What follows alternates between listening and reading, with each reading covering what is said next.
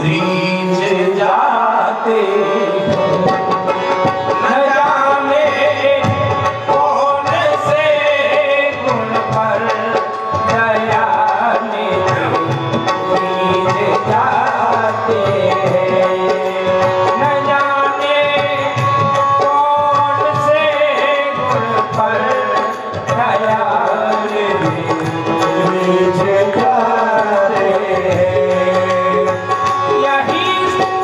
यही हर भक्त कहते हैं, यही सद्ग्रंथ गाते हैं। यही हरि भक्त कहते हैं, यही सद्ग्रंथ गाते हैं। न जाने कौन से गुण पे दया निधि रीझ जाते हैं। न जाने कौन से गुण पे दया निधि रीझ जाते हैं।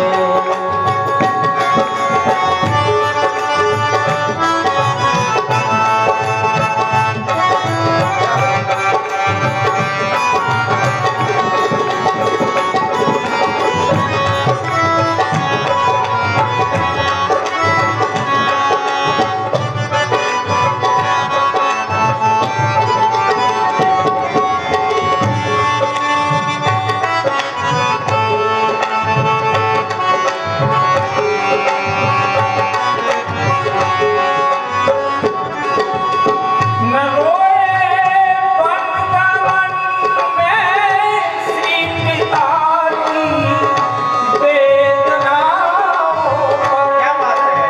न रोए वृंदावन में श्री पिता की वेदनाओं पे।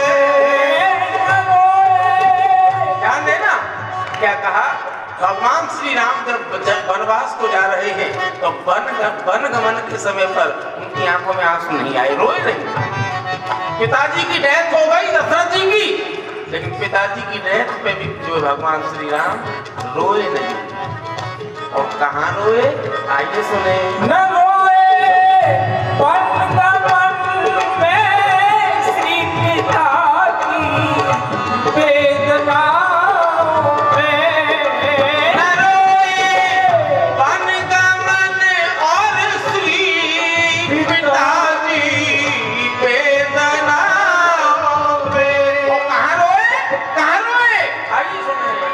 उठाकर दीन को निज गोद में आंसू बहाते।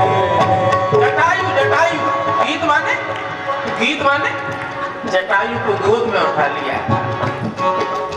उठाकर सुनो तो जटायु के शरीर पे धूल लगी हुई थी, धूल डर्ट। उस धूल को भगवान ने काये से जराया, काये से झाड़ा। अपनी जटा ना जटाओं से अपनी जटा ऐसे करी और भगवान श्री राम गोद में लेकर जटायु के शरीर में से धूल हटा रहे हैं, रो रहे हैं, रो रहे हैं। न रोए वृंदावन में श्री पिता की वेदनाओं में। न रोए वनगमन और श्री पिताजी वेदनाओं पे। गीत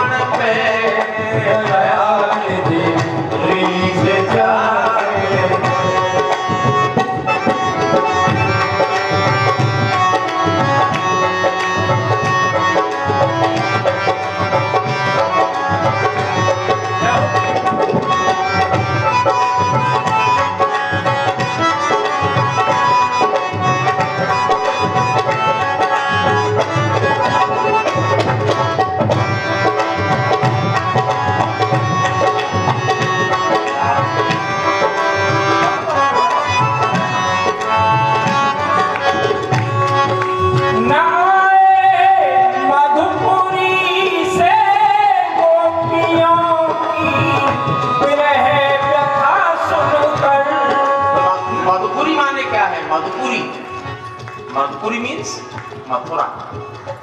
उत्तर प्रदेश के मथुरा का पुराना नाम है मधुपुरी। एक सवाल को ये पूछा कि मुझे ये बताइए युधिष्ठिर कि सारी धरती में, पूरी धरती में कितना वजन है, भार कितना है, कितना वजन है बताओ। आकाश कितना ऊंचा है बताओ। पूरी धरती पर कितने तिनका पड़े हैं, तिनके बताओ।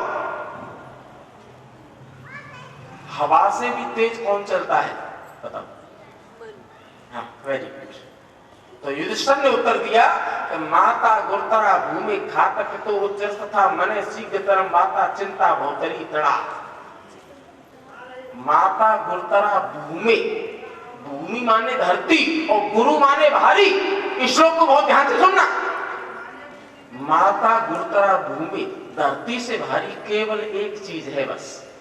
धरती में कितना वजन है ये तो मैं नहीं जानता, मैं नहीं जानता भाई। धरती में कितना वजन है कौन तोल लेगा इसको, मैं नहीं जानता। लेकिन धरती से भी वजनदार गंभीर एक चीज है, एक चीज है, और वो कौन है? माता, अपनी बूढ़ी बड़ी माँ। माता का स्थान, माँ का स्थान धरती से भी अधिक ऊपर है, गंभीर है और महत्वपूर्ण है, माने भारी है, माने वजनदार है। आकाश कितना ऊंचा है मैं नहीं जानता, लेकिन खाक तो उच्चरस्त था। ख ख ख माने आकाश से ऊंचे बूढ़े बूढ़े पिताजी। मन शीघ्रतरम बाता, हवा से भी तेज चलता है हमारा मन। और चिंता बहुतरी तड़ा, धरती पर कितने तिनके पड़े हैं मैं नहीं बता सकता, लेकिन चिंता धरती से भी ज्यादा, तिनकों से भी ज्यादा है तो चिंता है। गणित में एक पाठ वो है, एक किताब है ट्रिग्नोमेट्री, त्रिकोणमिति है ना। त्रिकोणमिति में और वो है 1090। 1090 का मान कितना है अंकुर जी? 1090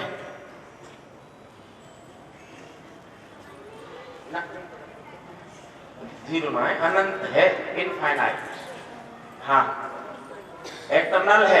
1090 का मान है अनंत, तो माने चिंता अनंत है, अनंत है। बोले कि जो अपनी बूढ़ी बड़ी माँ की सेवा करता है, और दूसरे बूढ़े बड़े पिताजी, और तीसरे हैं अपने गुरु, तीन की सेवा करने का नाम ही धर्म है, बाकी सब धर्म है। युधिष्ठिर एक परिभाषा भी और बताता, तर्को प्रतिष्ठा सुते विभन्ना नैको मत प्रमाण धर्मस्तत्व निहितम गुहाया महाजनों ने गते सपंथा। अनेक लोग तर्क करते हैं, बहुत से कुतर्क करते हैं और बहुत से वितर्क करते हैं। तर्कों से, कुतर्कों से, वितर्कों से हमें कोई मतलब नहीं। मैं तो केवल एक बात कहूंगा कि महाजनों ने गते सपंथा, महान पुरुष जिस रास्ते पर चलते हैं उसी का नाम धर्म है। युधिष्ठिर बस एक परिभाषा और रह गई। क्या कहा? धर्मम यो बाधते धर्मे नस धर्मे कुधर्म के अविरोधांत यो धर्मे सधर्मे सत्य विक्रम। महाभारत।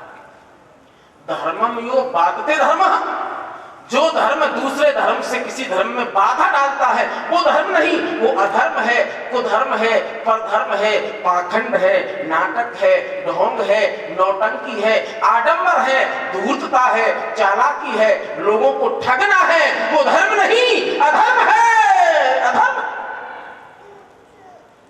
पाखंड है। शहतारी में मैंने 4 श्लोक बोले थे, किसी भैया को याद होगा, ध्यान होगा, याद तो न होंगे। एक समय देखो, ये आपके सामने जो शास्त्र रखा हुआ है, जिस 5750 साल पुराना है, 6500 साल पुराना लिखा हुआ है। ये 6500 साल पहले, 5.5 पौने 6000 साल पहले शास्त्र को लिखा।